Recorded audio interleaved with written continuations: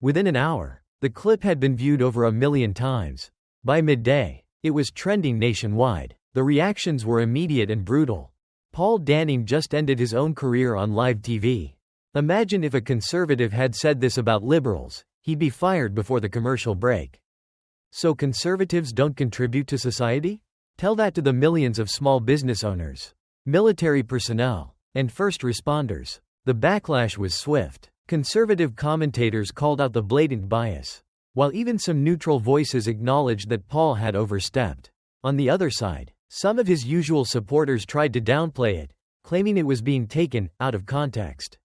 But no amount of spin could erase the footage. The words were there. The intent was clear. The network's scramble. Inside the Morning Current's production office, chaos erupted. Executives knew the weight of the situation. This wasn't just a bad interview. It was a PR nightmare. Advertisers were already calling, distancing themselves from the controversy. By the afternoon, Paul Danning's name had been quietly removed from the show's upcoming promo materials. Paul himself attempted damage control. That evening, he posted a statement on X, formerly Twitter. In a heated moment, I misspoke. My comments were not meant to be divisive, and I regret any offense caused. I believe in robust debate and open discussion. It was the kind of non-apology that only made things worse. The comment section erupted. Ah yes, the classic, I'm sorry you were offended, move. Funny how it's never misspeaking when a conservative does it. No one believes you. Paul, we saw the clip. That night, Caroline Leavitt appeared on Tucker Carlson Tonight, where she dissected the moment with precision. This is exactly why people don't trust the media anymore. They pretend to be neutral. But when the mask slips, you see what they really think of half the country. Paul Danning said what a lot of these so-called journalists believe: if you're conservative, you don't matter. But guess what? We do matter. And we're not going anywhere. The fallout. By the next morning, advertisers had pulled out of the Morning Current, and network executives had a decision to make. Paul Danning had been one of their biggest names. But the damage was done. He had alienated too many people. And more importantly, he had become a liability. By the end of the week, the network released a short statement. Paul Danning and the Morning Current have mutually agreed to part ways. We thank him for his years of service.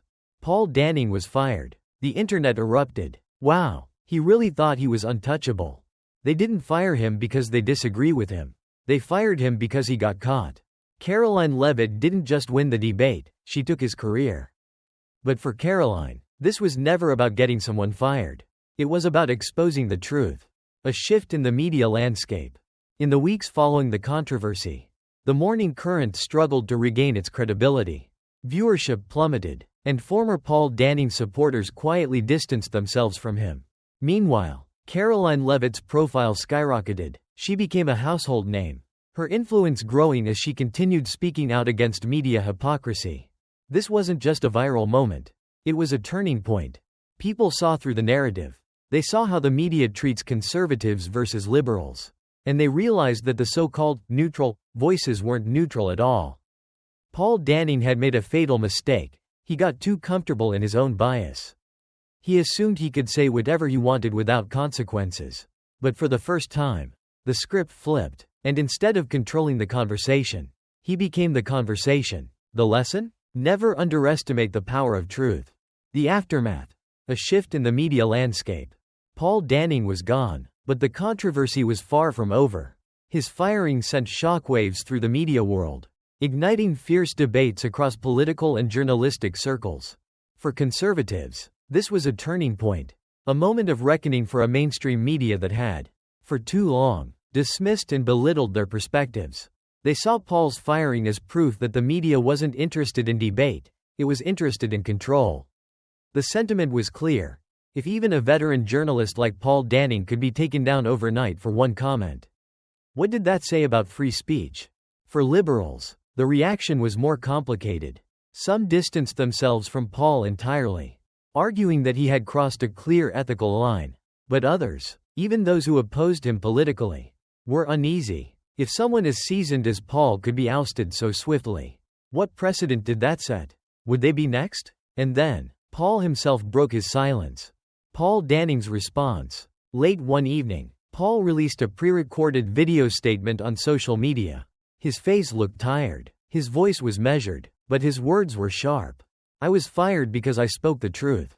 The media doesn't want truth, they want compliance. If you step out of line, you're gone. If you challenge the narrative, they erase you. This isn't about me. It's about all of us." The video exploded online, racking up millions of views within hours.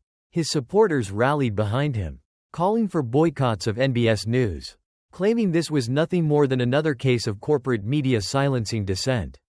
His critics, however, argued that this wasn't some grand conspiracy. Paul had simply gone too far, made a statement that exposed his own bias, and now he was facing the consequences.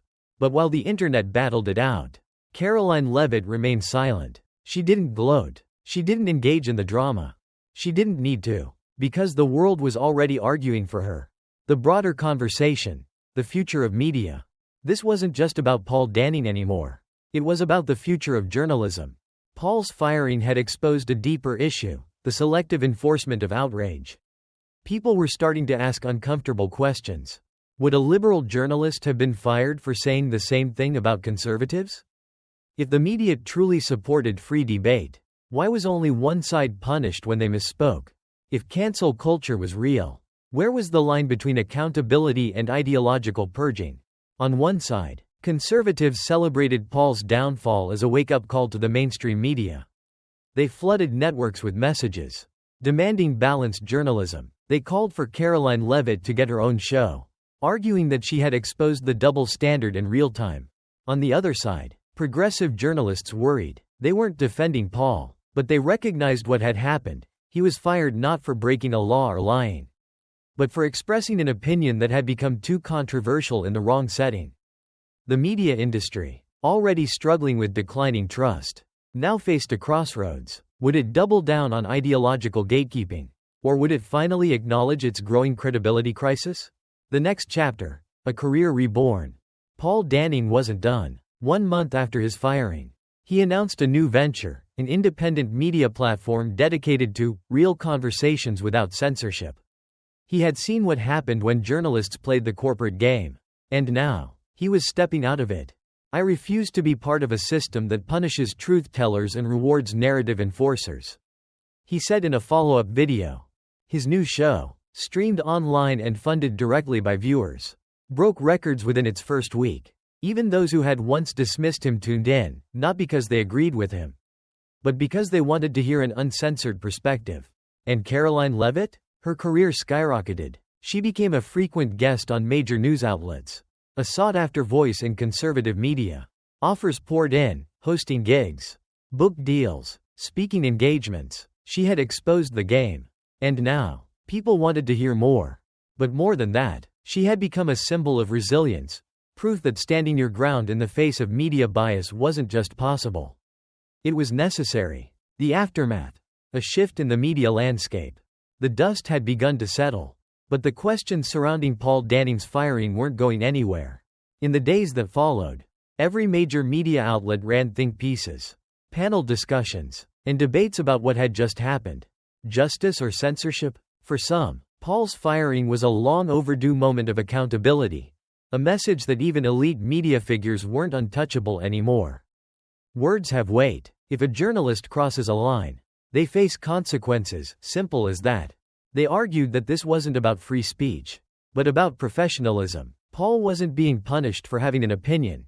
He was facing the fallout of his own arrogance. His own words, spoken live, in front of millions. But others weren't so sure. They saw a dangerous precedent being set, one where the real danger wasn't Paul losing his job, but what it meant for the future. Are we punishing people for their mistakes? Or are we erasing people for having the wrong opinions? The debate stretched far beyond Paul and Caroline.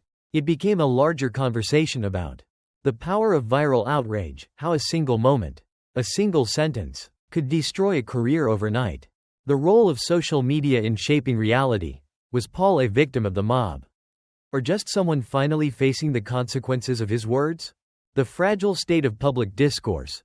Where was the line between debate and destruction? And as for Paul, he was out, but he wasn't done. Paul Danning's next move. Within a month, Paul launched his own independent show on YouTube.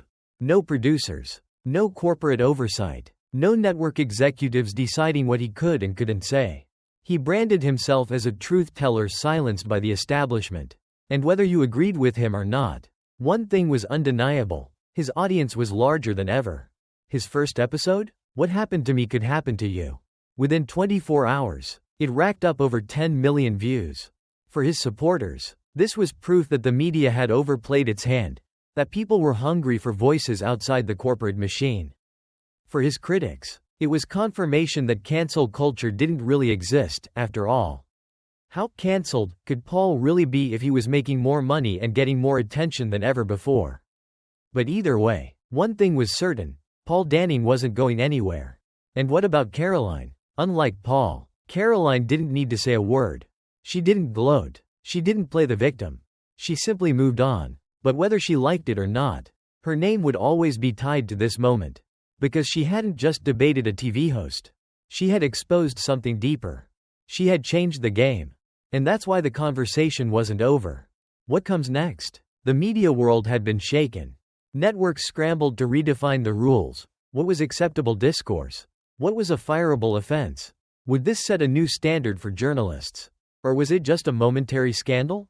Meanwhile, the audience, the people watching from home, scrolling through social media, arguing in comment sections, had to confront a bigger question. Who decides what crosses the line? Because this won't be the last time a moment like this happens. A single clip, a single sentence, a single controversy. And just like that, another career will hang in the balance. So when it happens again, when the next Paul Danning moment explodes across the internet, there will only be one question left. Whose side will you be on? What do you think? Was Paul Danning's firing justified? Or was this cancel culture going too far? Did this moment restore accountability? Or did it prove that public pressure controls the media? Let us know your thoughts in the comments below. And don't forget, subscribe for more stories that make you think.